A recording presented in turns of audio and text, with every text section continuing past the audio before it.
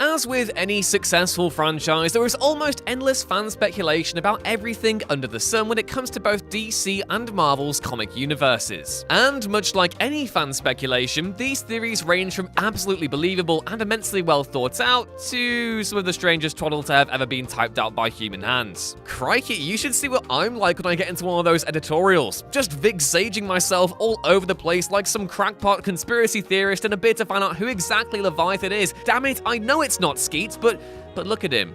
He's up to something. Containing secret scrolls, an omnipotent child, and the Joker's secret life as a deity, here's solid proof that the internet isn't always just a nightmarish pit of cat pictures and cancelled celebrities, but also fertile ground for some truly brilliant theories. So, let's get our Madman string and pinboard ready, because I'm Ewan, this is What Culture Comics, and here are the 10 weirdest comic fan theories you won't believe exist.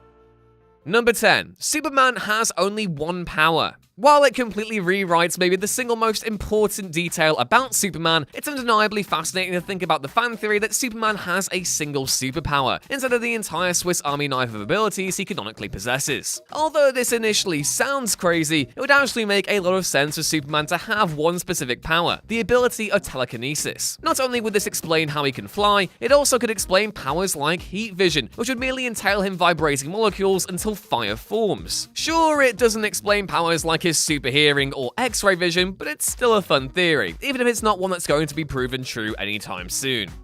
Number 9. The true fate of Hooded Justice and Captain Metropolis. In a true twist of irony, one of the only positive theories about the Watchmen series is also one of few that has literally nothing to do with the Watchmen themselves. Instead, the theory revolves around Captain Metropolis and Hooded Justice, the two figureheads of the hero team named the Minutemen, and a famous superhero couple in the Watchmen universe. Both heroes appear to have perished in the series, with Metropolis reportedly dying in a car accident, and Hooded Justice seemingly dying at the hands of Hollis Mason. However, long after this event comes to pass, a panel happens to show the pair enjoying a meal together, suggesting that they may have both faked their own deaths to escape the media spotlight. The fact that the meal itself takes place on October 13th supports this, as this is coincidentally the day that Hooded Justice first debuted in the superhero scene, suggesting that the pair have gone out to celebrate this important anniversary, having successfully gone incognito. Although before Watchmen would suggest that Metropolis had moved on to another man named Norbert Velden after Hooded Justice's death, it is worth noting that these two characters look uncannily similar, suggesting that they may be one and the same, and that at least one love story survives the majority of the series.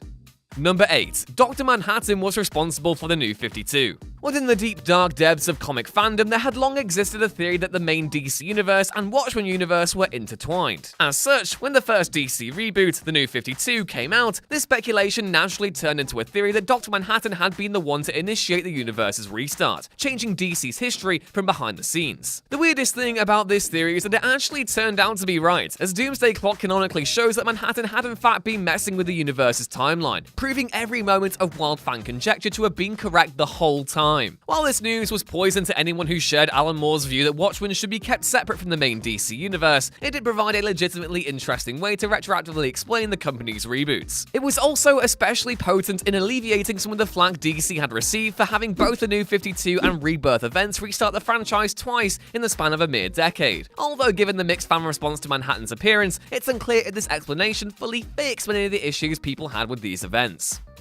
Number 7. Franklin Richards controls the entire Marvel timeline. As one of the most powerful mutants in the entire Marvel universe, it's a well-established fact that Franklin Richards is the most important child in the entire Marvel universe too. But one fan theory takes Franklin's importance from most crucial child to the single most vital character in the entire Marvel mythos. It speculates that the youngest member of the Richards family had been using his reality-bending powers to create Marvel's infamous sliding timeline, in an effort to keep his family and friends safe by stopping them from aging. While the actual reason for Marvel time is more likely to be down to company politics instead of an imaginary 10-year-old, this would be perhaps the best way for the House of Ideas to justify the altered timeline. Although it would make Franklin a significantly more ominous figure, like the Omen, except maybe less omany. I don't know. The comparison makes sense somewhere. Number 6. Superman is Sand Superman. As the most underrated Sand duplicate in DC, it's always nice to see people remember that Sand Superman is, in fact, real. And nowhere is this more celebrated than in one delightful fan theory which posits that, when Superman fought his seaside foe, Sand Superman actually won, and that the Man of Steel we've seen ever since is in fact secretly a monster made of your nearest beach. If it's anything like Blythe, it'll have all sorts of wee surprises in it, like debris, broken glass, and the smell of fear. Several comics made after this event legitimately appeared to suggest this was true, with Superman taking on a sandy appearance while near death and seemingly losing his weakness to magical weapons and kryptonite. However, good things can never last, and thus Flashpoint well and truly killed any chance of the ultimate plot twist by having the Man of Steel be a sand-based creature the whole time. We can always dream, I suppose.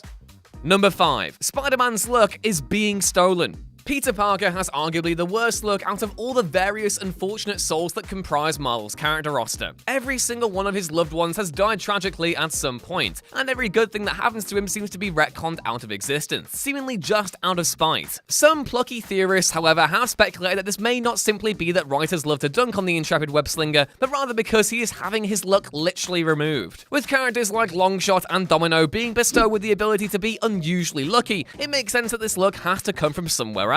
And what would make more sense than this luck being extracted from the universe's most unlucky man, giving a logical explanation for why every bad thing under the sun always seems to happen to Peter Parker. It's not the world's soundest theory, but it's a delightfully entertaining one nonetheless.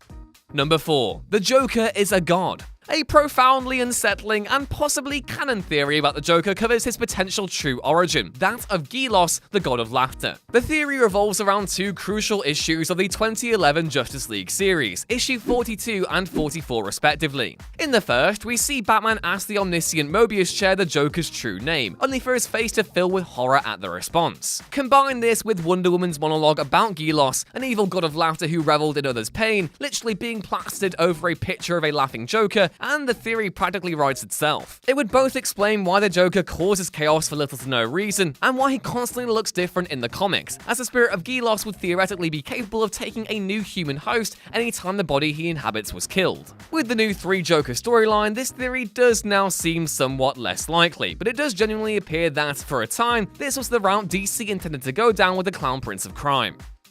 Number 3. Reed Richards is a Skrull. While it's pretty cold that the theory that Reed Richards is a Skrull appears to have first formed due to the fact he's just plain bad with people, this unfair origin has blessed us with one of the craziest theories to have ever graced the internet. As crazy as it might seem though, it would serve to perfectly explain why Reed's appearance and age appears to change drastically in the early days of the comic, fluctuating between being old and young, and having several distinct facial structures. Even the question of how Mr. Fantastic got his powers works in this light, as the Skrulls are naturally capable of twisting their forms in ways similar to the elastic powers Reed supposedly has. Although several storylines do counteract this idea, namely the fact that, when Skrulls experiment on Richards in the Secret Invasion storyline, they do not uncover that he is one of them, it's undeniable that some features of the hero would make far more sense if he was secretly an alien shapeshifter.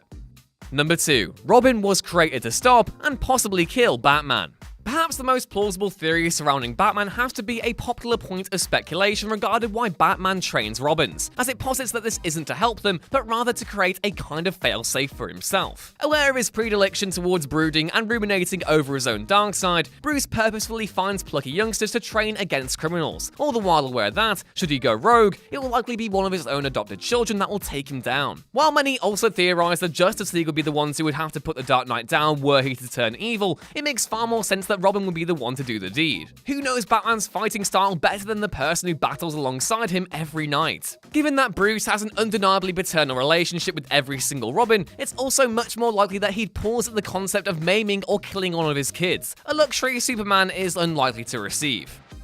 And number 1. Deadpool was always a mutant. While there are no bad theories about the Merc with a mouth, the best one is also the most surreal, as it speculates that Wade Wilson may have always secretly been a mutant, unbeknownst to even him. The argument goes like this: Deadpool's healing factor shouldn't let him fight the way he does. Even his years as a professional assassin, and his years before that spent in the military, don't explain some of the absolutely wild feats he's repeatedly shown to be capable of in the comics. As such, it makes far more sense for the Merc with a mouth to have already had a mutant power, namely hyperkinesis, which would explain his extraordinary legendary aiming abilities and insane reflexes perfectly. Although the whims of comic creators seem to be the actual cause behind Deadpool's badass abilities, the theory would be the perfect way to justify his antics, and would likely make for a nifty little storyline too. And that was our list on all the wildest comic fan theories the internet ever shared. Let us know your own kooky conspiracies down in the comments below, and while you do, please be sure to hit the bell icon to make sure you never miss another upload from us ever again. It genuinely helps, and yeah, I'd really appreciate it if you could give it a click. I've been Ewan, keep on theorizing, and I'll see you next time. Bye!